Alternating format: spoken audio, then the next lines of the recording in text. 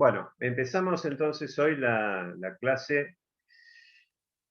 Más que nada es tratar de pensar un poco, que Ritzer nos ayuda a eso, ¿no? Nos ayuda a pensar, hacer una especie de síntesis general de lo que nosotros venimos viendo en la cursada, ¿sí? Entonces, más que nada es cómo poder analizar todos estos procesos que nosotros fuimos viendo, ¿no? Los procesos históricos, formación del capitalismo, surgimiento en función de eso, bueno, cómo se fue dando las transformaciones socioeconómicas, las transformaciones sociopolíticas, ¿no? Revolución Francesa, Revolución Industrial, etcétera, todo ese proceso, ¿no? Y cómo después de Nisbet, que nos intenta hacer pensar de cómo esas ideas elemento, cómo se fue construyendo esa teoría sociológica a partir de esas ideas elemento que se fueron desarrollando en 70 años, con distintos intelectuales, teóricos, filósofos, etcétera.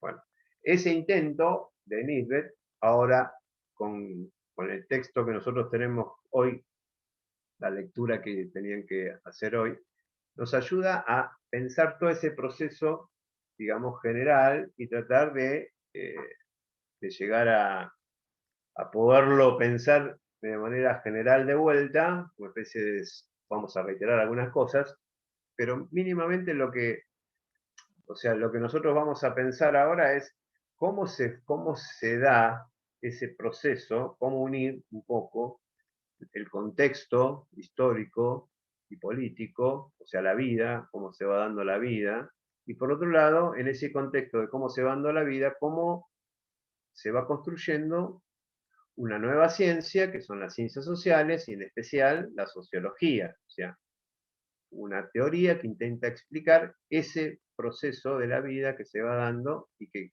genera grandes transformaciones, que por eso, digamos, son momentos siglo XIX, bueno, todo desde el siglo XVII más o menos hasta el siglo XX, son de grandes cambios, digamos, respecto a lo que fue el mundo antes, ¿sí? Cambios muy rotundos, muy fundantes, para decirlo, ¿no? Entonces, eso implicó, digamos, muchos cambios. Pero bueno, vamos a ir entonces viendo, tratando más que nada nosotros tenemos un cuadrito que ustedes tenían ahí, ¿sí? Que es un cuadrito muy interesante que hace Ritzer para explicar todo este, todos estos primeros años de la teoría sociológica, ¿no? Cómo se va armando esa teoría sociológica.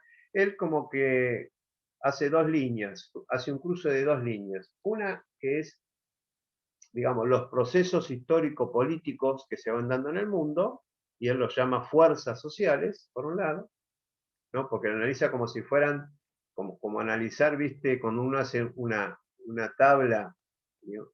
Donde hay de doble ingreso, digamos, en las ciencias exactas, él lo hace, digamos, hace cruzar esas dos líneas, ¿no?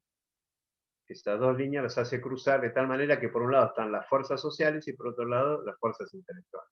Entonces dice, bueno, a ver, haciendo ese cruce, ¿cómo se va entendiendo este proceso general que nos ayuda, nos sigue poniendo en situación de cómo se construyó la teoría y las teorías, ¿no? Es muy difícil hablar de la teoría sociológica, sino es más correcto hablar de las teorías sociológicas, cómo se van dando.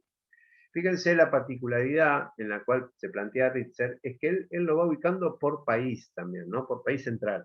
Vamos a ser sinceros, digamos, la sociología es una ciencia que surge básicamente en Europa, ¿no? Que después va a tener sus correlatos en los distintos continentes y en América Latina en particular, pero bastante posterior, digamos, ¿no? O sea, la sociología, por ejemplo, en la Argentina, uno puede datarla fines del siglo XIX, como los primeros atisbos, ¿no? Vinculados mucho a Durkheim, vinculados a la teoría más centrada en ellos, ¿no? Este, y académicamente en el siglo muy posterior, digamos, que es a mediados del siglo XX, que aparece la sociología incluida como como espacio académico universitario, ¿no? Pero bueno, nosotros vamos a situar, como lo hace en general la enseñanza de la sociología, el surgimiento de la misma, con sus diversas teorías, en Europa, ¿sí? En sus orígenes, ¿sí? Entonces, fíjense que Ritzel habla de 3 países. Él evalúa, digamos, en su manual, digamos que en realidad es un manual, es como una recopilación de distintos autores para presentarlo y enseñarlo. Esos son los manuales. Nosotros este texto lo extrajimos del tomo 1, ¿sí? Del tomo 1, de un texto muy clásico que se enseña en general en las universidades, que es Teoría Sociológica Clásica, que son 2 tomos. Y nosotros trabajamos el tomo 1, que es la primera parte, donde hace este análisis. Entonces, decíamos que la línea o la corriente intelectual la va a dividir por país, y en cada país le va a encontrar una característica diferente a esa construcción teórica, ¿sí? Por lo tanto, en cada uno de estos países se van a dar estos procesos o fuerzas sociales, ¿sí? Entonces, pero cada país lo va a ir, digamos, desarrollando a partir de determinadas figuras, ¿no? Lo que decía un poco Nisbet, ¿no? Esas biografías intelectuales, esas biografías, ¿no? De ideas, ¿no? Vinculadas a determinados autores. Si ustedes se fijan ahí en el apunte que tienen, se van a fijar que hay diferentes autores en diferentes países y que tienen diferentes momentos en los cuales sus autores expresan una corriente fundante en la teoría sociológica, ¿no? ¿Sí? Entonces, para hablar de la teoría clásica, uno tiene que remontarse básicamente en 2 países, en Francia y en Alemania. O sea, en esos 2 países es que se concentra, digamos, el inicio de la sociología de la manera un poco más formal, más científica, más separada de otras ciencias, más separada de la filosofía, de la moral, etc. Nosotros, respecto a las fuerzas sociales, ¿sí? Para enumerarlas de alguna manera y decir, bueno, a ver, ¿cuáles son esos fenómenos que Ritchie recorta, ¿no? Porque es un recorte de la realidad, ¿sí? O sea, un recorte de los fenómenos sociopolíticos, económicos, culturales que van desarrollándose en estos 2 siglos, siglo XVIII, siglo XIX, ¿no? Él enumera y dice, bueno, ¿cuáles son esas fuerzas sociales? Bueno, revoluciones políticas, o sea, ahí hacemos alusión, obviamente, a la Revolución Francesa y sus correlatos en otros países, ¿sí? Porque sabemos que la Revolución Francesa tiene un carácter universalista, ¿no? Una característica que nosotros vimos cuando Hobsbawm la caracteriza, ¿sí? Díganme si no me escuchan bien, ¿sí? Cualquier cosa me paran si no me están escuchando bien, porque veo que tengo intermitencia en internet, por ahí sí, no me están escuchando Yo bien. no escucho bien, se corta todo, pero no sé si... No, sí se corta, Ceci. Todos estamos, ¿Puede repetir lo de la Revolución Francesa? a ver, esperemos que podamos no tener tanta internet, pero eso es inevitable, no lo puedo resolver. Pero bueno, sigamos hasta donde podamos. Decía, digamos, que estaba enumerando cuáles son esos aspectos que nosotros llamamos fuerzas sociales, que es una manera de darle es como ponerle un nombre a ese conjunto de fenómenos socioculturales, políticos, culturales, ideológicos, etcétera, digamos, que se van dando en diferentes países de Europa y que él los organiza, los clasifica, ¿sí? Hace una selección. Entonces dice, las revoluciones políticas es uno de los elementos como fuerza social. Entonces decíamos revoluciones políticas, hablábamos de la Revolución Francesa. Y decíamos que la Revolución Francesa tiene que ver con esta idea universalista de la Revolución Francesa. Porque es una revolución que se plantea ecuménica. O sea, se plantea que hay que expandir la revolución. no es francesa, es universal. ¿Sí? Bueno, esa es la gran novedad de la revolución burguesa, ¿no? De plantear la necesidad de que sea universal, planetario. Entonces, y esa es la revolución francesa. Bien. Después, otro de los fenómenos que recorta Richter es la revolución industrial. Son todos temas que nosotros ya vimos. O sea que nosotros lo que estamos haciendo acá es un repaso de cuáles son esas cuestiones. ¿Sí? Por otro lado, él hace eje en los sectores contestatarios a esos procesos de revolución industrial, las consecuencias que genera, y estos sectores contestatarios se empiezan a aglutinar, digamos, en diferentes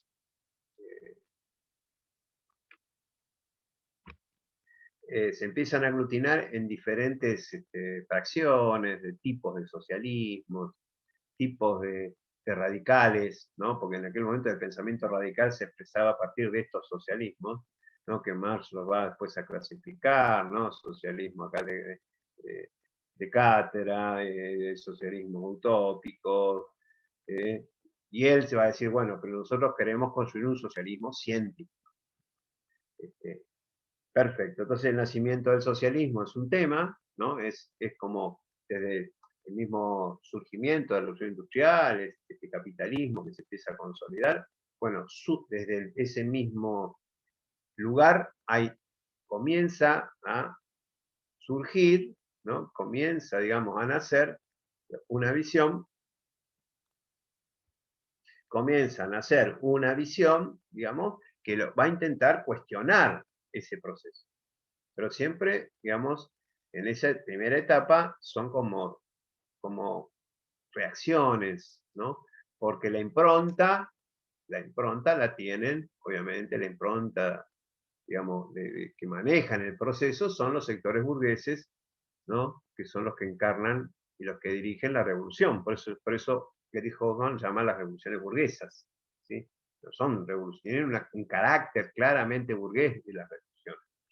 En ese contexto ya empiezan a surgir sectores que empiezan a cuestionar esa revolución burguesa. Y estos son lo que llaman nacimientos del socialismo. Después otro elemento que destaca Richter es el proceso de urbanismo, ¿no? La urbanización como un elemento importantísimo, ¿no? El crecimiento de las ciudades, que nosotros ya lo vimos, ¿no? O sea, de golpe, digamos, cómo la población comienza a crecer de manera muy importante, ¿no? Exponencial, y es como un fenómeno nuevo, ¿no? Y después, bueno, la situación religiosa, el tema de la religión, ¿sí? El cambio religioso, y después, como último, es el tema de la ciencia, que es otro fundamental. Siglo XVIII, siglo XIX, aparece la ciencia ocupando un lugar cada vez más preponderante para llegar al siglo XX, como ser la ciencia es, digamos, el top de la jerarquía de los saberes, ¿no? O sea, hoy por hoy, convengamos que eso, estamos en una etapa en la cual estamos recuperando otros saberes y estamos tratando de ponerlos por lo menos en un mismo lugar, ¿no? O sea, como hay saberes ancestrales, hay saberes religiosos, hay saberes de diferente tipo y está la ciencia. Hoy, digamos, hay una corriente dentro del pensamiento mundial en el cual estamos en esa línea, ¿no? En aquel momento convengamos que era el top, la ciencia era el dominio completo, había que hacer ciencia de todo, ¿sí? Porque era, digamos, la impronta de época. Bueno, esos son los 6 elementos en los cuales se clasifica las fuerzas sociales, ¿sí? Después, nosotros vamos a analizar algo de la Ilustración, que nos parece importante, o sea, Francia. Nosotros de Francia vamos a analizar un poco, bueno, cuál es la Ilustración, cuál es el lugar que la sociología, cómo se ubica la sociología respecto a la Ilustración, o sea, a la teoría que está surgiendo, a la sociología, y qué vinculación tiene con los sectores conservadores, ¿sí? Porque ahí también es romper un poco el mito de que la sociología son cosas de gente de izquierda, gente rebelde, y en sus orígenes la sociología no tiene nada que ver con eso. O sea, la sociología está más vinculada a concepciones conservadoras que a concepciones revolucionarias, en sus orígenes. ¿No? No quiere decir que después la sociología construya la sociología crítica, o sea, construye un pensamiento más vinculado con la izquierda o con pensamiento más cuestionador del sistema capitalista o del orden establecido. Bueno, y vamos a enumerar un poco Saint-Simon y Comte, que son los que vamos a desarrollar después con mayor profundidad en la cursada, que son de alguna manera los que llamamos los padres de la sociología, y eso es Francia, ¿sí? Y que nosotros al final vamos a, digamos, el periodo está marcado Durkheim, nosotros vamos a más o menos a la sociología en Francia la vamos a desarrollar con sus principales exponentes, no con todos, pero con nosotros, ¿qué es esto, no? Saint-Simon, Comte y Durkheim en esa línea, ¿sí? Y después nosotros en Alemania, es en el otro país que nosotros decimos que es fundamental, nosotros vamos a iniciar nuestro análisis con Marx. Y con Marx nosotros encontramos una síntesis, ¿sí? En Marx, en alemán, vamos a encontrar una síntesis porque en Marx se sintetiza, digamos, lo que sería el idealismo alemán, que sería, digamos, para nosotros, en el periodo, sería como la filosofía que va a sostener la revolución burguesa, ¿sí? Con Hegel. Pero bueno, nosotros no nos podemos detener en Hegel, que es un pensador fundamental, pero que nosotros no nos vamos a dedicar a Hegel, porque Hegel es filósofo y no se dedica a la sociología y aparte no tenemos tiempo. O sea, nosotros nos vamos a dedicar a Marx, pero en Marx expresa un poco esa síntesis, ¿sí? Entre los sectores vinculados con Hegel, el idealismo alemán, con el materialismo que cuestiona el idealismo, que es con Feuerbach, que es todo lo que va surgiendo en el siglo XIX, que Marx va a construir una síntesis, que es el materialismo dialéctico, que es lo que Marx nos va a presentar a nosotros como... Y nosotros en ese contexto vamos a plantear, digamos, cuál es la propuesta de Marx respecto a esta teoría sociológica, que en el caso de Marx, digamos, es un pensamiento más enciclopédico, por lo tanto, Marx no se dedica a construir una sociología. Marx se dedica a construir un pensamiento crítico que ponga en vilo al capitalismo. Y si es posible, transformarlo en una propuesta política para terminar con el capitalismo. Ese es Marx. Lo que pasa es que nosotros, analizándolo a Marx, encontramos que está hacia adentro del pensamiento de Marx, nosotros encontramos que hay una teoría sociológica, que obviamente que después, siglo XX, siglo XXI, se va a ir desarrollando una teoría sociológica específica que tiene su anclaje, su origen en Marx. ¿Sí? Bien. Y otro pensador importantísimo alemán que nosotros sí vamos a desarrollar al final de la cursada de este año es Max Weber. Que Max Weber es un pensador que de alguna manera va a criticar, ¿no?, al pensamiento positivista, que es el que se va a desarrollar fundamentalmente en Francia, ¿no?, con Comte, con Saint-Simon y con Durkheim, que es el que también ha desarrollado el pensamiento positivista dentro de la sociología. Weber va a ser un crítico, fuertemente crítico respecto a ese pensamiento positivista, va a presentar una sociología muy particular, ¿sí?, donde rescata al sujeto y al individualismo, pero desde otro lugar. O sea, va a rescatar el lugar del sujeto, ¿sí? Entonces va a poner en cuestión, digamos, esa sociología objetivista, que es la sociología francesa, encarnada en su máximo esplendor en Durkheim, y él va a plantear lo que se llama la sociología comprensivista, o sea, que parte de la comprensión del sujeto, digamos, ¿no? O sea, de la acción del sujeto, por eso ahí está la visión Y Weber, de alguna manera, va a ser como muy contestatario porque no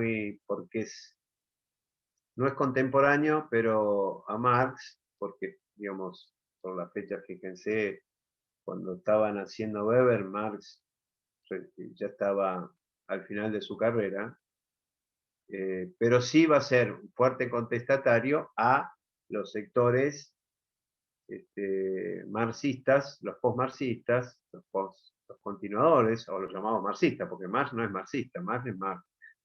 ¿Sí? Entonces, a los marxistas sí se va a enfrentar Weber, digamos, y básicamente se va a enfrentar a los sectores más deterministas, ¿no? Más vinculados en aquel momento al positivismo, porque de alguna manera el positivismo